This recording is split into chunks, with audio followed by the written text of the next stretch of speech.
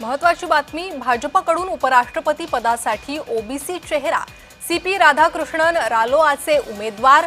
राधाकृष्णन सध्या महाराष्ट्राचे राज्यपाल आहेत।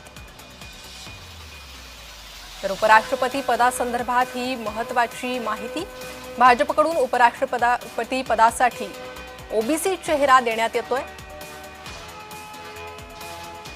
तर जगदीप धनखड यांनी राजीनामा दिल्यानंतर आता उपराष्ट्रपती पदी कोण असणार असे प्रश्न विचारले जात होते। अनेक नावांची चर्चा समोर आली होती।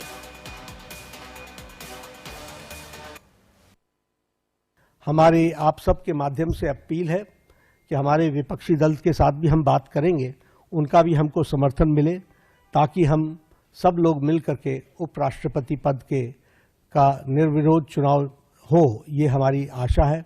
उनके साथ हमने जैसा पहले कहा कि हम संपर्क में रहे हैं, हमने उनको पहले भी संपर्क किया है, हमारे वरिष्ठ नेताओं ने, और अभी भी हम उनके साथ संपर्क में रहेंगे और हमारे एनडीए के सभी साथियों ने समर्थन दिया है।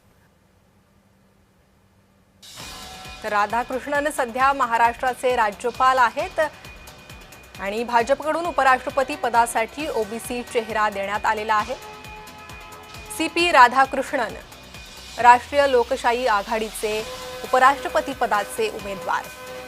भाजपकडून सीपी राधाकृष्णन यांना उमेदवारी, ओबीसी चेहरा भाजपकडून देण्यात आलेला आहे।